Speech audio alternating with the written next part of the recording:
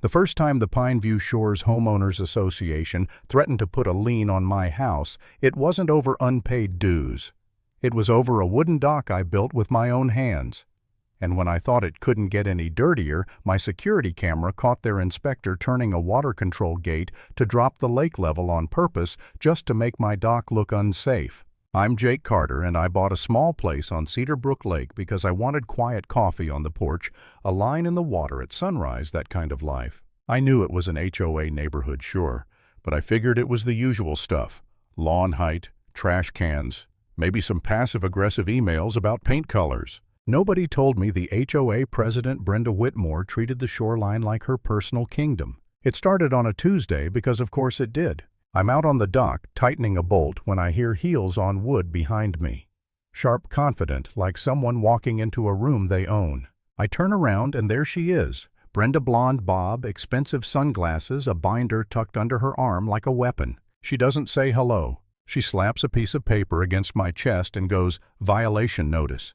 48 hours. Remove the dock, or we pursue enforcement." I look down at the paper like it's a prank. "Enforcement," I say. "Brenda, I have a county permit. It's literally approved." She gives me that smile, the one that says she heard me and she's choosing to ignore me. "Permits don't matter," she says. "This is a homeowners association issue. Your dock disrupts shoreline standards." I blink at her. "Shoreline standards," I repeat because my brain is trying to catch up. She points past me toward the water, toward the houses lining the lake, and says, "We control the look and use of this area.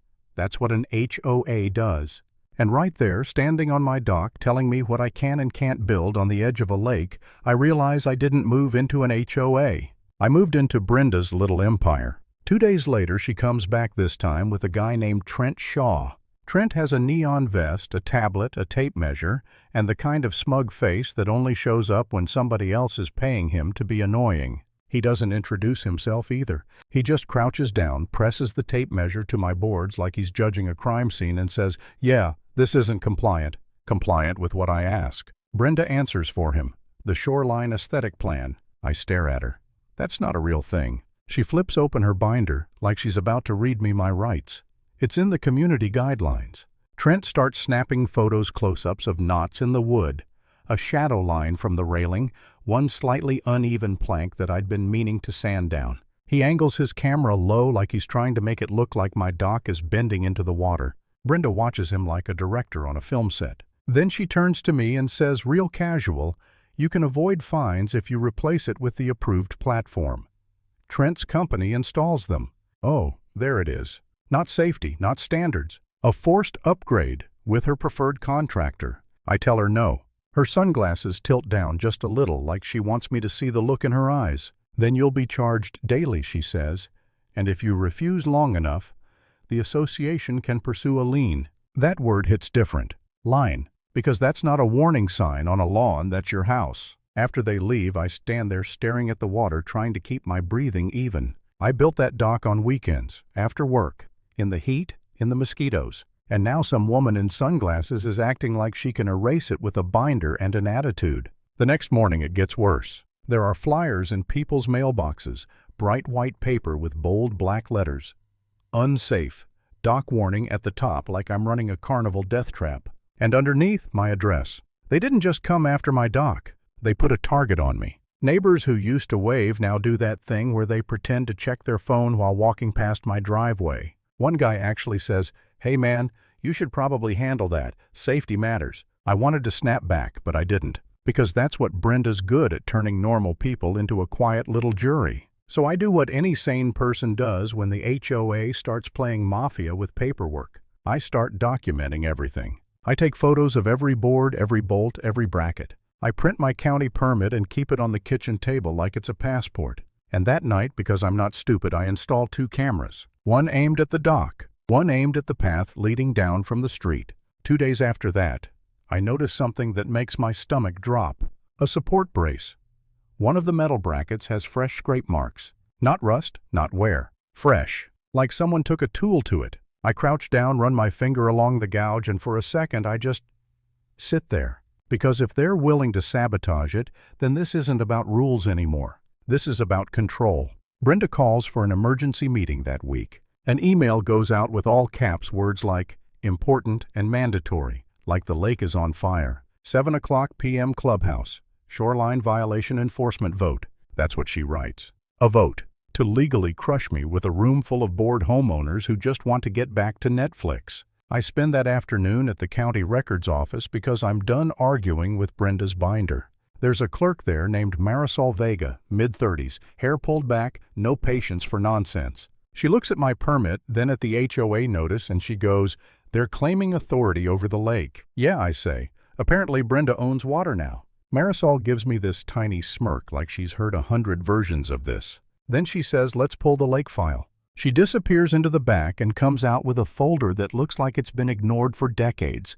Brown edges, thick paper, old stamps. She flips through it, scanning fast. Then she stops. Her eyebrows lift. She turns the page toward me and taps a paragraph with her pen. This, she says, is a water management rights record. I read it once, then again. It's legal language, but the meaning is clear enough. The lake isn't under HOA control, and whoever holds this specific authorization has a say over shoreline structures' water access and any management claims. My name is on the transfer. I just stare. Marisol goes, "Looks like a prior owner bundled some of the rights with your parcel, probably why your lot was priced the way it was." My mouth goes dry.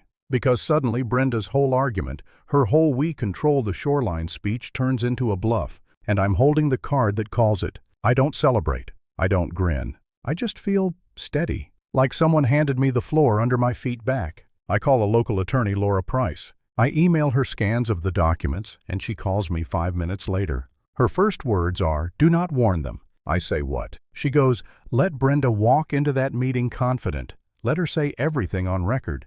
Then you speak." So that night I show up to the clubhouse with a folder in my hand. The room smells like cheap coffee and air freshener. Brenda is at the front with a projector clicking through slides like she's presenting quarterly earnings. Trent is there too, leaning against a wall, arms crossed, watching me like I'm already defeated. Brenda clears her throat and says, "We are here to address an unauthorized dock that presents a safety hazard and violates community shoreline standards." She clicks and up comes one of Trent's photos, shot at an angle that makes my dock look like it's collapsing into the lake. I hear a few murmurs. Brenda continues, "If Mr. Carter refuses to comply, the HOA will escalate enforcement, daily fines, legal action, lien proceedings if necessary." She says it like she's reading a recipe. That's when I stand. My chair scrapes loud against the floor and the room goes quiet. I don't raise my voice. I don't insult her. I just say, "Brenda, you don't have the authority you're claiming." She smiles like I'm adorable. "Oh," she says. "And who told you that?" I walk to the front and place my folder on the table. I'm not guessing, I say. I'm not debating feelings. I'm showing you county records. I slide the papers toward her stamped copies, highlighted sections, the transfer with my name on it. Brenda's smile flickers. Trent leans forward, squinting. I point to a specific section and say, "This lake has water management rights on file with the county. Any organization claiming control over shoreline use needs written authorization." I pause. Then I add the homeowners association doesn't have it. Brenda's jaw tightens. "That's outdated," she snaps. "This community has—" Laura's voice cuts in from the side. She stands up, calm, professional, saying, "Outdated or not, it's enforceable until legally replaced." And it hasn't been.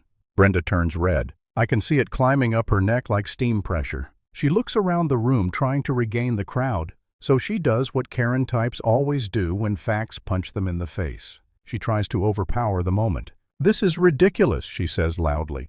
"We protect property values. We maintain the shoreline. We are not going to let one homeowner," and that's when the door opens. A uniformed deputy steps in. Deputy Tom Hargrove. Not dramatic, not storming in. Just walking like he belongs there because legally, he does. He nods once and says evening. Brenda freezes. Laura says, "Deputy, thank you for coming. We wanted a witness to this discussion." The deputy looks at the paperwork on the table, then at Brenda, and says, "Ma'am, if the county records say the association lacks authority over the lake, then you can't enforce shoreline actions through liens." Short, simple, done. The room changes instantly. You can feel it, the shift. Neighbors who were half asleep suddenly sit up. People who were nodding at Brenda now glance at each other like, "Wait, she can't actually do that." Brenda's control slips. And you know what's funny? She doesn't apologize. She doesn't back off gracefully. She just glares at me like I embarrassed her at a dinner party. The meeting ends awkwardly with Brenda muttering about reviewing documents and legal consultation. I go home thinking, all right, it's over. But with someone like Brenda, it's never over when they lose in public. The next morning at about 6:12 a.m., my phone buzzes camera alert. Motion detected near the dock. I roll out of bed, pull up the live feed, and my blood goes ice cold. It's Trent and two other guys. They're not measuring anything.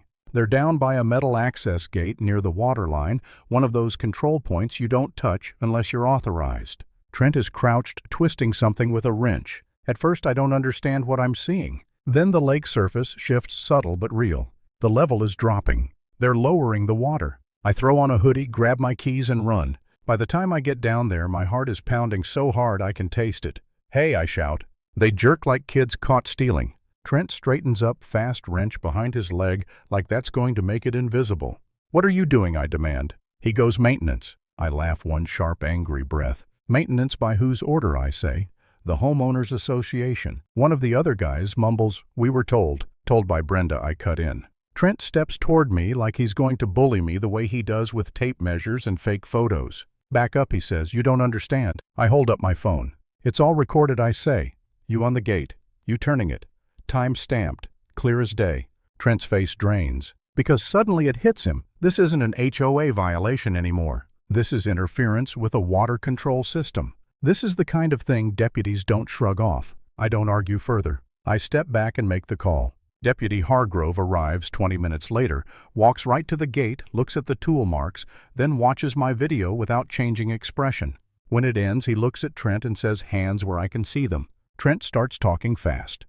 We were instructed, we thought it was authorized. It's not a big deal. The deputy doesn't care. He turns his head and says, sir, you're being detained while we figure out who ordered this. And I just stand there breathing hard, watching the moment Brenda tried to take control back. Snap in half. Because when you cross the line from paperwork harassment into real-world tampering, the world pushes back.